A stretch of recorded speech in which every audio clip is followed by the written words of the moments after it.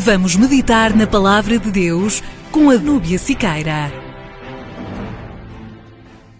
E entrando na sinagoga, falou ousadamente por espaço de 3 meses, disputando e persuadindo-os acerca do reino de Deus. Então, nós estamos aqui com o apóstolo Paulo, na cidade de Éfeso. Ele, ao chegar, encontrou aqueles 12 discípulos que não tinham o Espírito Santo, 12 homens que serviam ali a comunidade que se reunia em Éfeso. A gente não sabe o tamanho dessa igreja, mas eles eram discípulos de João e estavam ali agora. E Paulo, ao deixá-los, ele vai fazer aquele percurso habitual de começar pregando na sinagoga, né?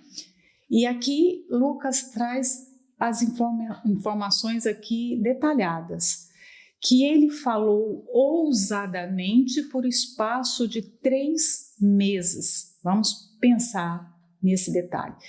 Nós sabemos que a sinagoga tinha o expediente dos seus encontros aos sábados. Então, se Paulo ficou 3 meses, eu fiz a conta. Foram 12 encontros, no mínimo, com esses homens, né? Claro que se eles tiveram 2 encontros por sábado, né, esse número aumenta, mas no mínimo foram 12 reuniões. E Paulo não era do tipo que falava muito rápido e pouco, né? Eu imagino que as reuniões do apóstolo Paulo, as mensagens dele eram longas. E ele pregava aqui ousadamente. Lucas traz novamente essa informação, e essa palavra ela é repetida no Novo Testamento muitas vezes, porque Deus não quer apenas que a palavra dele seja pregada, ele quer que ela seja pregada com ousadia.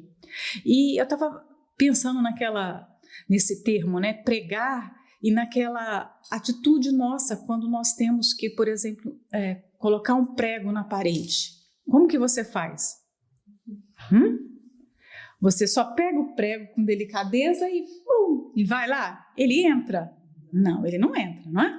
Você precisa do quê? Para colocar um prego na parede, você precisa do martelo, você precisa segurar bem o prego e, sem dó, você vai com toda a força na cabeça do prego, não é assim? Pregação tem alguma coisa parecida com isso, já é prego, já vem do prego, né? Não estou falando que a etimologia seja essa, mas é como se fossem marteladas na cabeça, porque aquilo precisa entrar, e às vezes não entra naturalmente, né? As mães, elas são seres que percebem bem o que isso significa, né? Porque a criação dos filhos, a educação, nunca acontece de forma assim naturalmente. A criança aprende naturalmente. Você fala uma única vez e ela aprende. Não. São muitas marteladas que você dá naquela cabeça, literalmente não, né? É um sentido figurado. Você vai martelando o conhecimento, a instrução naquela pessoa. Por isso que a pregação não pode ser uma coisa assim que você chega e fala como se estivesse ensinando uma pessoa a passar uma camisa. Como se você estivesse ensinando uma pessoa a pescar. Não. Você está pregando o evangelho, as verdades que vão definir o futuro eterno de uma pessoa. Então, às vezes eu escuto, né? Nós estamos cercados por pastores. Nós estamos cercados por pregadores. Inclusive tem um pregador que mora na nossa casa, que é o nosso marido, né? Então nós estamos acostumadas a avaliar as pregações, a olhar e perceber nitidamente quando alguém prega com ousadia e quando ela apenas informa, né? Você vai a um aeroporto, você vai a um supermercado, tem uma pessoa muitas vezes que está falando ao microfone, informando a respeito de alguma coisa. Nós temos uma promoção aqui, olha, procura o caixa, se dirija ao caixa fulano, ou volta a sair nesse horário. Quem prega o evangelho não pode fazer isso. E eu não estou falando que um pastor tem que falar alto, cheio de gestos e forçar as pessoas, coagir as pessoas a ouvir a sua mensagem. Mas ele fala firme, ele fala com certeza daquilo que ele prega. Ele convence não é pelo timbre da sua voz, pela quantidade dos seus argumentos, pelo português correto, pela sua gramática e sua eloquência, mas ele está certo do que ele está falando. Ele tem certeza do que ele fala. E até pelos testemunhos dá para perceber isso. Às vezes a pessoa começa, quero gravar, quero glorificar o Senhor Jesus através do meu testemunho, mas a forma como ela fala, parece que aquilo nem aconteceu, parece que nem foi ela, nem houve tanto sofrimento assim. Então, Lucas deixa claro aqui para a gente que Paulo não apenas esteve ali na sinagoga pregando, ele esteve pregando ousadamente. Se Deus quer que a sua palavra seja pregada, tem um jeito que ele quer que ela seja pregada. É com ousadia, sempre com ousadia. Então, é importante que esse pedido esteja nas nossas orações, que as esposas sempre orem para que os seus maridos sejam intrépidos, sejam ousados. O que leva uma pessoa a não ter ousadia? Né? Vamos pensar juntas aqui. Talvez porque ela não acredita na mensagem que ela está pregando. Então, aquela mensagem é uma informação como outra qualquer. Ela não crê que o Evangelho é o poder de Deus para a transformação das pessoas, para a libertação, para a salvação.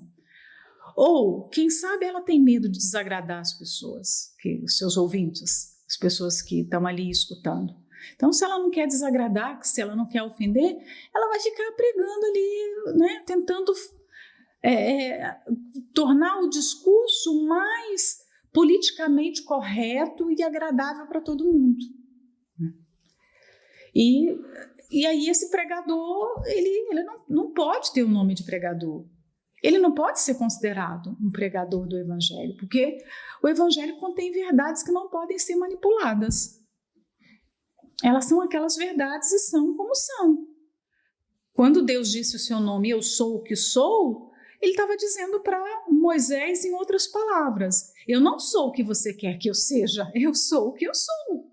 Né? Então, nós não podemos manipular a palavra para que essa palavra se torne palatável para as pessoas, se torne agradável. Paulo ficou ali 3 meses, né, como eu falei, e ele disputava e persuadia, fala aqui, disputando e persuadindo-os.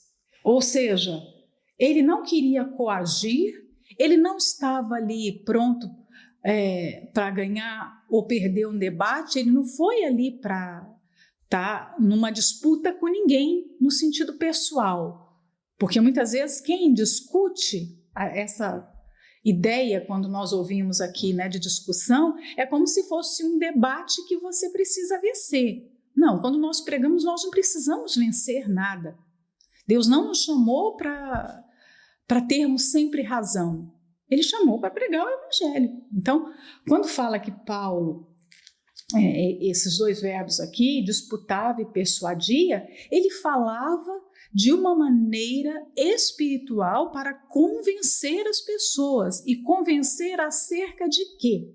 Aqui vem falando. Acerca de quê? Acerca do reino de Deus. Esse era o tema da pregação de Paulo. Ele pregava sobre o reino de Deus. Então, ele não estava pregando opiniões dele, ele não estava falando de assuntos culturais, assuntos daquele tempo, ele estava falando de um assunto muito comum dentro do judaísmo, que era o reino de Deus. Né? E que era importante também ser levado para os gentios, para todos os povos, e até hoje nós ouvimos acerca do reino de Deus, porque é o reino que os que não estão pretendem fazer parte e os que estão precisam estar inteirados. Eu faço parte desse reino, eu preciso saber dos assuntos desse reino. Se eu moro numa casa, eu preciso saber dos assuntos daquela casa. Que hora aquelas pessoas comem? Quais são os hábitos? Qual é a conta de luz dessa casa?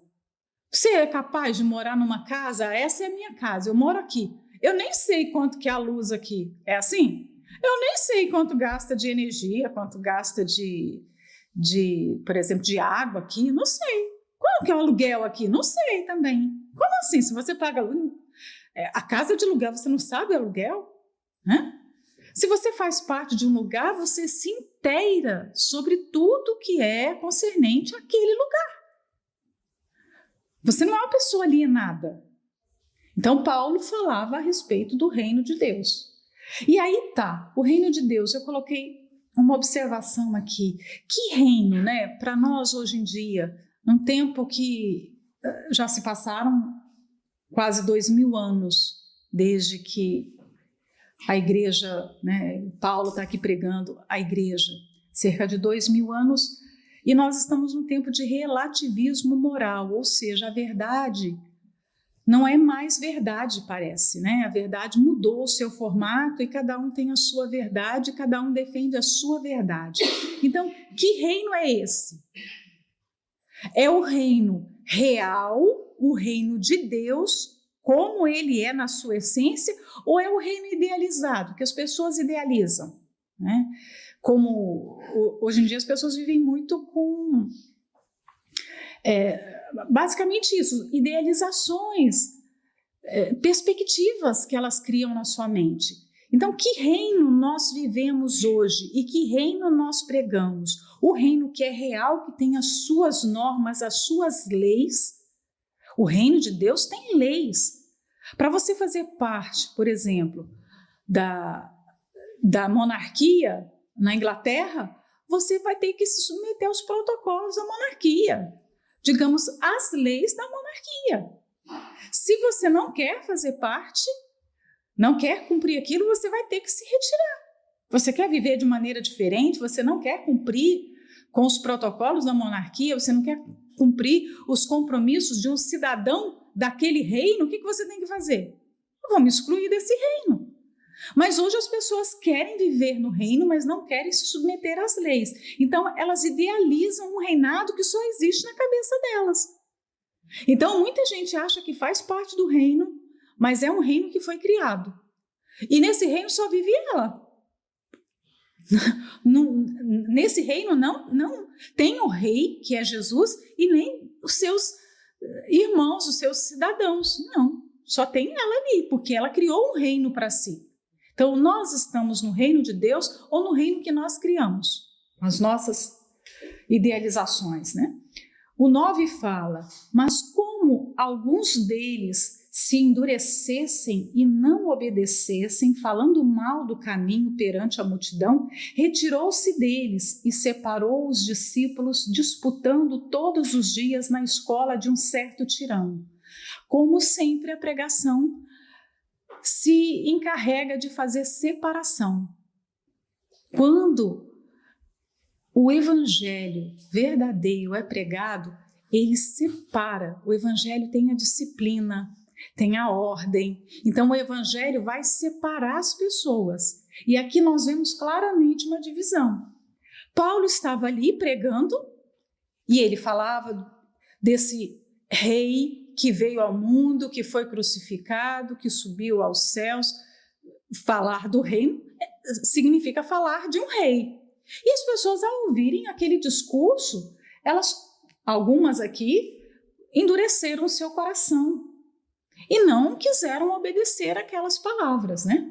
E começaram o quê? A falar mal do caminho. Caminho com letra maiúscula, porque era a forma como a igreja era denominada naquela época. Quando falava o caminho, significava a igreja, aqueles que criam em Jesus, aqueles que se reuniam debaixo dessa égide da fé, se submetendo a esse reino. Então, a pregação traz essa separação. E eu fiquei pensando, né? Porque nós temos aqui uns que claramente endurece o coração e sai fazendo barulho, sai falando mal, mas nós temos outros que se retiram, que vão em silêncio, ou seja, eles se retiram, né? E nós temos os que são separados como discípulos aqui. Então, é claramente a divisão. Uns vão começar a falar alto, a xingar, a difamar Paulo, a difamar o Senhor Jesus. Eles estão falando mal do caminho. Então, estão a falar mal das pessoas que fazem parte do caminho, estão a falar mal daquele que fundou o caminho. Falar mal do caminho é falar mal do Senhor Jesus, que é o caminho. Então, eles estão falando mal. Mas nós temos outros que se retiram, que vão embora, que não falam nada. E nós temos aqueles ainda que são discípulos, que vão com Paulo. Vamos pensar nesses 3 grupos aqui, né? Nós temos 2 tipos que desobedecem. Nós temos, então, a desobediência explícita, ruidosa, e nós temos a desobediência que é silenciosa.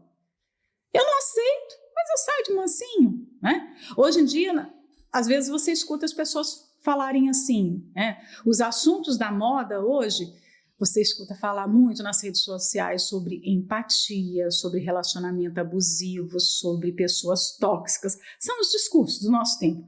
Daqui a um ano, os assuntos serão outros, eles vão estar falando outras coisas, isso passa, né? Mas o que é bom a gente notar é que tudo não passa de discurso, porque no fundo, as pessoas não estão ali trabalhando no seu interior aquele conhecimento. Elas estão apenas repetindo conceitos, repetindo ideias e tentando apontar quem é que ela conhece que tem um narcisismo. Deixa eu identificar quem é narcisista aqui. O patriarcado. É mesmo, olha, só os homens têm vez, as mulheres. Esses discursos assim que muitas vezes são vazios para quem está falando, repetindo, porque ela nem sabe bem o que ela está dizendo, né? Então nós temos aqui, hoje, principalmente nas redes sociais, esses grupos bem claros, porque nós temos uns que vão falar mal, que vão defender o seu ponto de vista, outros que vão assim, não, porque nós temos que ter empatia, a gente não gosta, a gente sai em silêncio, não é? Mas os 2 grupos que estão ali estão errados, porque estão defendendo o secularismo, o humanismo secular, estão defendendo filosofias, conceitos feministas, né? Eles estão ali, cada um com a sua parcela de erro.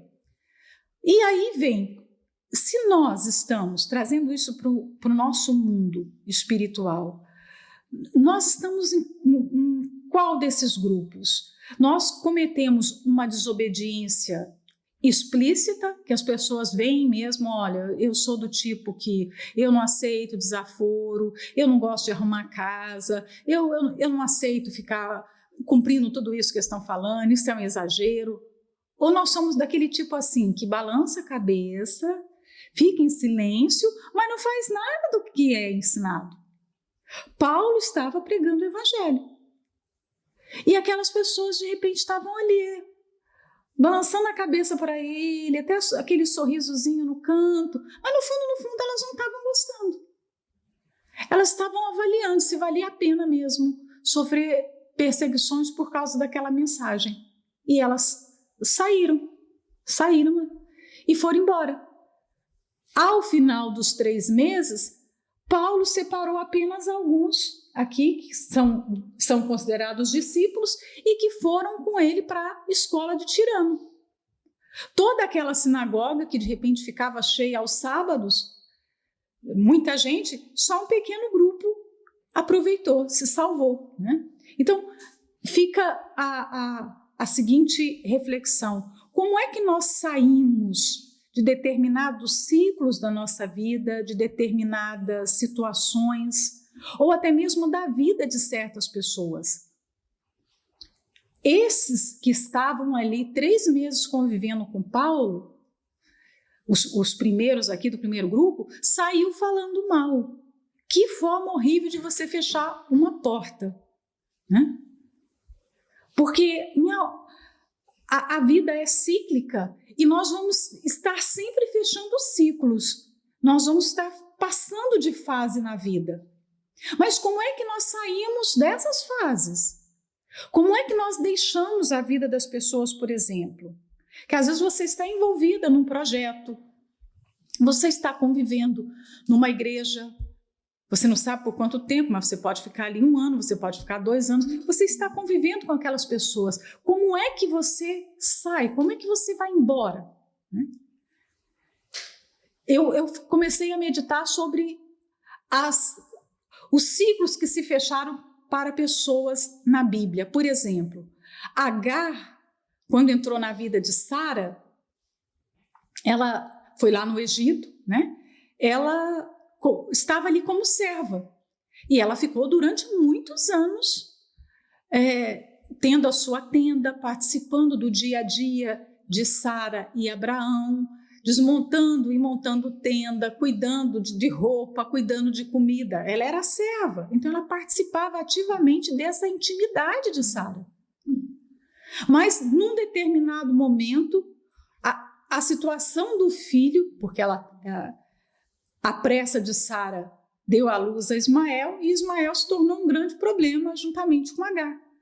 E aí a forma como Sara sai da vida, a forma como Agar sai da vida de Sara é terrível. E nós temos até hoje um problema por causa disso. Nós temos um problema no mundo por causa disso. E aí você pode pensar, mas e aí, como é que a gente pode fechar um ciclo? Como é que a gente sai de um país? Como é que a gente sai de uma região? Como é que a gente termina uma amizade? Como é que a gente encerra certos processos? Eu reparei o processo lá de Jacó e Esaú, 2 irmãos, imagina. Que às vezes você pensa que vai fechar ciclo só com gente que você não tem lá, só amigos. Não. Às vezes a vida vai exigir de você muita sabedoria e maturidade para se despedir até das pessoas que você mais ama. Jacó, por causa da mentira, do engano, precisou sair fugido do seu irmão. Já pensou você ter que fugir das pessoas? Você fazer alguma coisa errada que vai provocar vergonha, que vai provocar uma violência, uma raiva no outro? O jovem rico teve um encontro com Jesus. Ele teve o seu momento com o Senhor Jesus. E como é que ele sai desse momento? Ele dá as costas para Jesus. Mesmo o Senhor Jesus tendo o amado, ele dá as costas. Olha como ele fecha o ciclo. Ele vai embora. Simples assim. Mas vamos analisar como é que o Senhor Jesus age quando ele precisa fechar um relacionamento, terminar um processo. Quem sabe aqui um exemplo? Nós temos alguns, mas há 2 que são didáticos. Vamos ver se vocês estão prestando atenção aí. Eu pensei no caso de Judas. Ele passou 3 anos com Judas. 3 anos comendo, viajando, ensinando, compartilhando o melhor, dando o melhor que ele tinha. Mas chegou um momento que ele tinha que se despedir de Judas e Judas iria se despedir dele. Era aquele último momento. Não ia ter outro, né? E o Senhor Jesus poderia fechar o ciclo como? Né? Vai-te embora, traidor do inferno. Já sei o que você vai fazer, não é? Mas foi isso. Como ele fechou o ciclo? Servindo o melhor para Judas. Coloca-o numa posição de honra ao seu lado.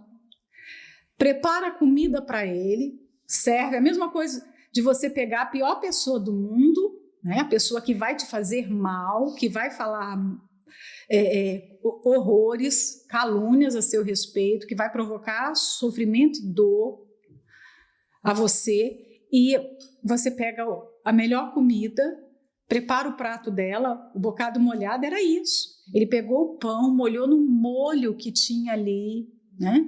Porque ficavam molhos ali na mesa, molho de vinho, molho de carne. E o Senhor Jesus, sentado com aqueles homens, ele ofereceu o melhor que ele tinha naquela noite para Judas. Olha como o Senhor Jesus saiu da vida de Judas. Mas olha como Judas saiu da vida de Jesus. Então, cada um revela o que tem dentro de si na hora que decide fazer algo contra o outro. Quando o Senhor Jesus estava na cruz, ele precisava fechar o seu tempo com Maria. Como é que ele fechou? Poderia pensar assim, Maria me serviu e ela vai ter sua recompensa por isso, agora eu vou cumprir a minha missão. Não, ele estava lá na cruz e Maria, aos pés da cruz, ele a viu sofrendo, chorando, ele coloca na responsabilidade de João: João, eis aí a tua mãe. Mulher, eis aí o teu filho. Que cuidado, né? Quer dizer, meu tempo está terminando nessa terra, né? Aqui nós tivemos uma aliança, um elo, um vínculo. Esse vínculo termina aqui, mas olha que forma que termina. Nós precisamos ter mais dignidade nos processos. Nós precisamos considerar mais as pessoas.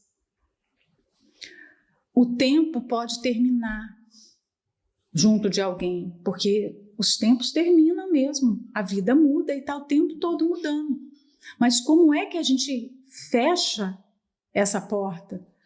Não precisa ser de uma forma desrespeitosa, de uma forma ausente, indiferente. Não precisa ser assim. E não importa a forma como o outro nos tratou, porque o Senhor Jesus sabia como Judas iria tratá-lo, sabia exatamente quem ele era. Então, a forma como nós agimos e reagimos não depende do que o outro nos fez, depende do que nós temos dentro de nós, que nós carregamos dentro de nós. Então, isso é que define como eu me comporto e como eu trato as pessoas. O que elas vão fazer com a minha oferta já é problema delas. Paulo estava aqui 3 meses dando a sua oferta. Todos aproveitaram? Não. Mas isso já não é um problema meu, né? Então, nós precisamos saber como fechar esses ciclos, né?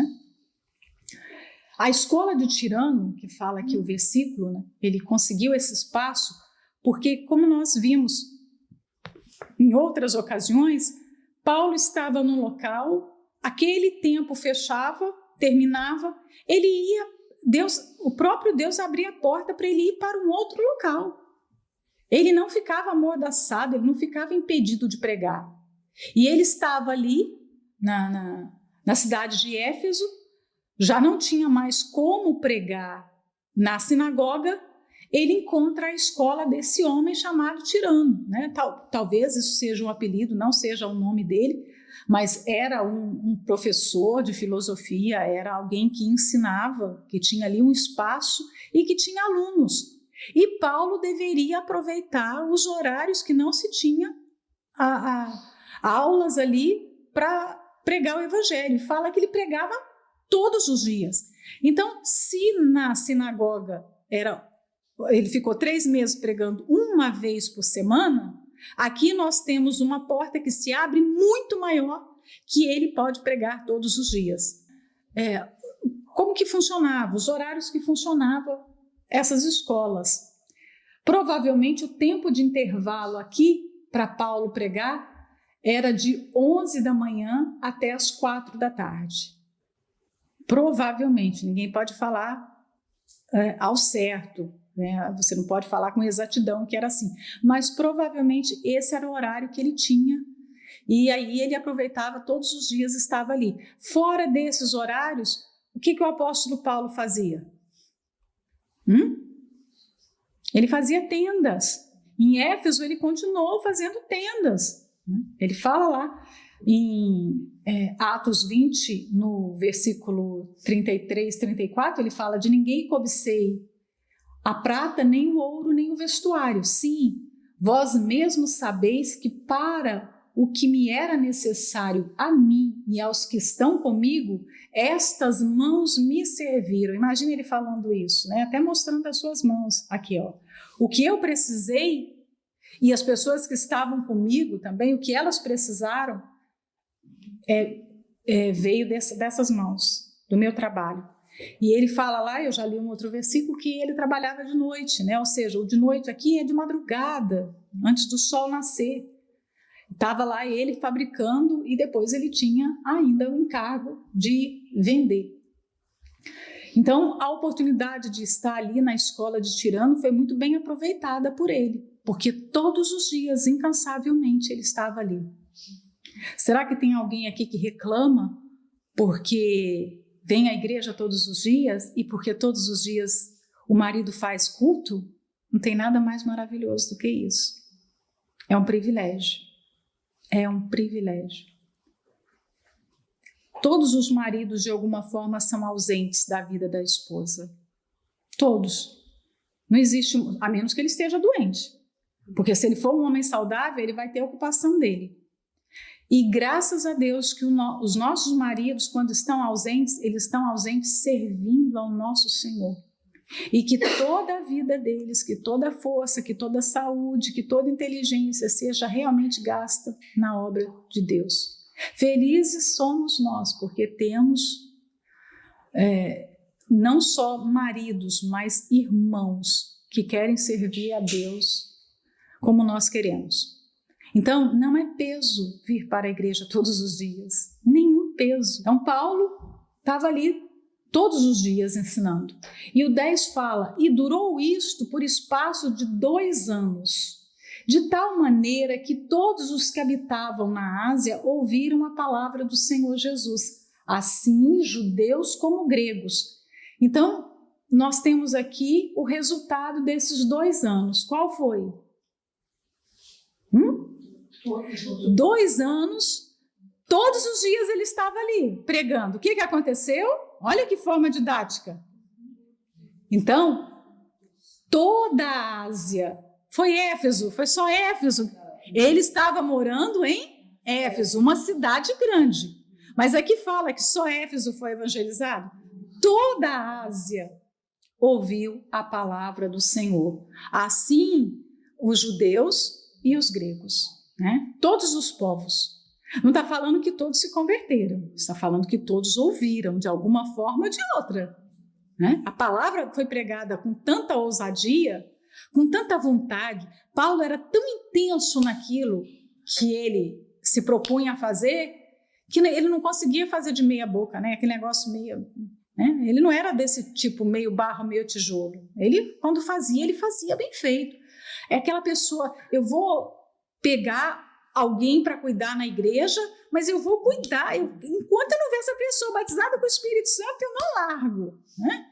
Eu tenho esse grupo, eu tenho essa responsabilidade, Deus me deu algo para fazer, eu vou viver aquilo. Então, o resultado sempre vem, porque quem dá, recebe. Inevitavelmente é uma semente que está sendo plantada. E aí o 11 fala sobre como foi a pregação lá em Éfeso. E Deus, pelas mãos de Paulo, fazia maravilhas extraordinárias. Presta bem atenção a esse versículo. Como ele começa? Começa com Deus. Eu não sei vocês, mas eu já vi milagres. Eu já vi muitos sinais que não foram feitos por Deus. Eu já vi. Então, quando você vê aqui que sinais, que coisas maravilhosas aconteciam, mas que eram feitas por Deus. O diabo sempre agiu para enganar o homem e continua agindo, principalmente hoje, num tempo que há tanto engano. Então, é muito comum você ouvir relatos de pessoas que conseguiram isso ou conseguiram aquilo. Mas aí fica a questão, né? Quem está operando aqueles sinais? Quando a Bíblia fala sobre os sinais aqui extraordinários que aconteceram através de Paulo, não foram feitos pelo diabo, foram feitos por Deus. Aqui é o autor do milagre. E Deus quer fazer. O Deus que dá a salvação, Ele quer dar saúde, Ele quer dar prosperidade, Ele quer dar uma família reconstruída, Ele quer fazer cumprir todas as suas outras promessas. Ele é um Deus dadivoso, ou seja, Ele concede dádivas, mas Ele tem a sua maneira de agir. Aqui, Ele escolheu as mãos de Paulo. Paulo estava pregando o Evangelho. Paulo pregava essa palavra poderosa que transforma os corações, transforma vidas, chama a existência coisas que não existem. Então, Deus unge as mãos de Paulo para que por meio das suas mãos se operasse maravilhas extraordinárias, né? O que a gente pode imaginar de coisas extraordinárias? Dá vontade de falar, Lucas, por que você escreveu mais? A gente queria saber mais desses 2 anos, né? Porque ele fala pouco. E ele chega a dizer aqui, no 12, de sorte que até os lenços e aventais se levavam do seu corpo aos enfermos, e as enfermidades fugiam deles, e os espíritos malignos saíam. Imagina, Paulo estava lá no lugar que ele confeccionava as tendas, ele devia ter um avental, ele está trabalhando, ele é um artesão. E as pessoas começam a perguntar, nós queremos esse avental. E ele, meu avental, tecido naquela época não era uma coisa fácil como é hoje, não. Você vai na Baixa e compra 10 metros de tecido. Não, nada disso. Naquela época, tecido era fabricado manualmente, artesanalmente. Então, era um processo difícil. Quando você dava um lenço para alguém, você estava dando algo valioso, não é?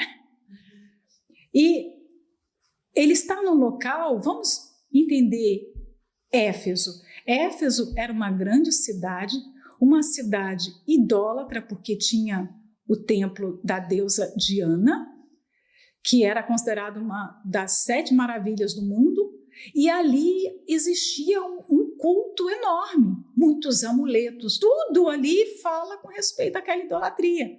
Paulo está pregando o evangelho para um povo que gosta de tocar, de ver, de sentir. Então, quando eles percebem que Paulo é um instrumento de Deus, eles querem quero seu suor, peraí, eu quero tocar em você.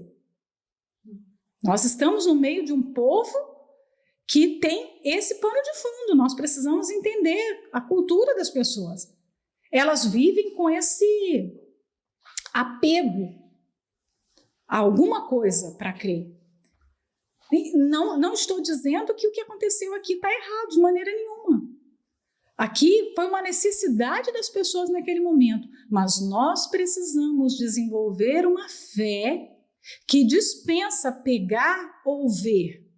Ontem, a minha meditação na Bíblia, a meditação que eu faço individual, ontem eu não consegui fazer logo cedo, porque eu estava aqui na igreja às 6 horas da manhã, mas eu fui fazer no final da noite. O sono está grande, né? Estava cansada, muito cansada, mas cheguei em casa e fui meditar. E o versículo que eu meditei ontem foi exatamente um versículo que parece que não tem nada a ver com isso aqui, mas tem tudo a ver. Quando o Senhor Jesus fala lá em João 20, 29, bem-aventurados que não viram, mas creram, né? Eu tenho meu caderninho e eu anoto lá o que eu entendi daquela mensagem, que aquilo foi proveitoso, né, para mim. Quantas vezes na nossa caminhada é muito bom experimentar milagres, é maravilhoso. Quem é que não gosta de estar com uma dor e você orar e a dor sair? Quem é que não gosta de pedir pela família e imediatamente a sua família é transformada, o seu irmão se arrepende, se converte, e se tem necessidade de dinheiro, aparece lá o recurso e aquela necessidade acaba? Todos nós gostamos de ter as nossas orações respondidas dessa maneira. Mas e quando os milagres, esses milagres aparentes, esses milagres que nós gostamos tanto, que deixa a gente tão feliz, né, que a gente faz assim, ai, que coisa maravilhosa, precisa até contar isso. Mas quando esses milagres não chegam, né? E quando a gente começa a passar muito tempo sem ver uma grande manifestação de Deus nesse sentido, porque outros milagres estão acontecendo. Nós estamos vivos, a nossa família está ali guardada, nós estamos na fé, isso tudo é um milagre. Nós estamos compreendendo a palavra, tendo raciocínio para compreender a palavra, isso tudo é maravilhoso. Mas e quando aqueles milagres que nós tanto queremos não acontecem? Aí eu fiquei pensando nesse versículo, né? Bem-aventurado aqueles que não viram, mas creram. Em alguns momentos na nossa vida a gente não vai ver, mas nós seremos felizes. Deus considera que os mais felizes são aqueles que continuam crendo sem ver. Eu não vi, eu não toquei. Abraão se tornou o pai da fé porque por 25 anos ele creu que teria um filho. Ele esperou por esse filho. Ele devia visualizar como seria o rostinho de Isaac, né? Do seu filho. Porque assim, o homem e a mulher, quando eles querem um filho, eles ficam pensando, será que vai parecer com quem? Que cor que vai ser a pele? Como vai ser o cabelo? Como vai ser os olhos? Imagina quantas vezes Abraão vislumbrou o seu filho, mas ele ficou ali 25 anos à espera e nada de filho. O corpo, a Bíblia fala que estava já amortecido, ou seja, velhinho, ele não tinha força para ser pai. Ele não tinha condição para ser pai. Então, ele não via o milagre, a possibilidade do milagre, mas ele continuou crendo. Então, nós precisamos ter essa maturidade, porque não é só bom receber o milagre, bom é crescer no tempo de espera desse milagre. E os tempos de espera, gente, são os tempos mais proveitosos de Deus, que nós mais crescemos, que Ele mais trabalha no nosso interior. Se a gente pudesse, nós abortaríamos todas as esperas, porque nenhum ser humano gosta de esperar. Mas benditas são as esperas, porque nas esperas nós nos tornamos felizes, bem-aventurados. Então, quando você lê lá o Pentateuco, quantos milagres aconteceram na vida do povo de Israel, quantos milagres na história daquela nação. Mas depois que eles entram na terra, você já não vê tantos milagres. Aquela abundância de milagres, as pragas, o maná que caía do céu. Deus supriu a necessidade do povo de forma extraordinária por um tempo. Mas entrou na terra, parece que as coisas tomaram uma normalidade. Não estava acontecendo tanta coisa assim.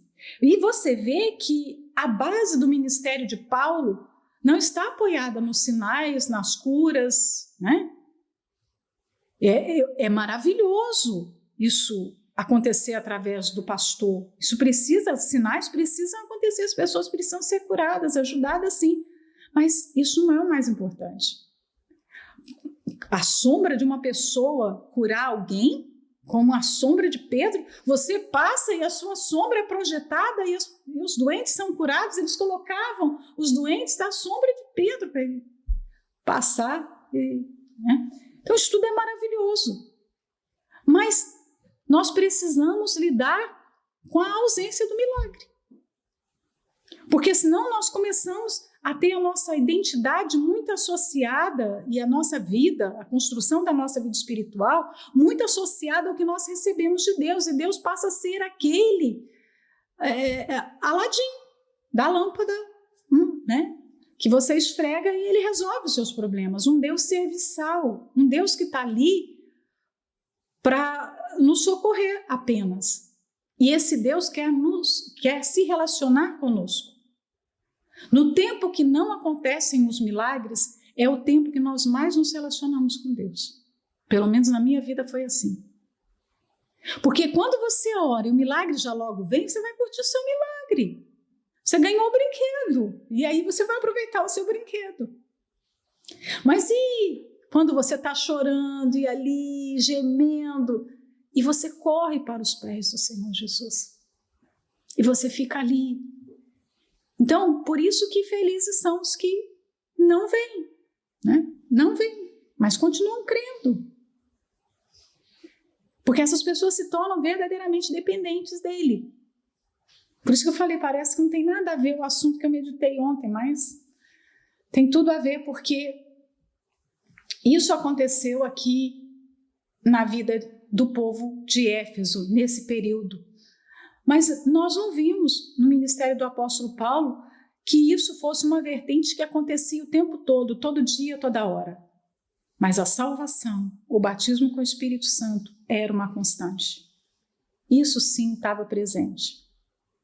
E quando os milagres não acontecem no tempo que nós queremos, da forma como nós queremos, é revelada a nossa maturidade para não reclamar, para não ficar chateadas com Deus, para não ficar questionando a Ele, a vontade dEle, para não ficar batendo o pé como filho birrento, né?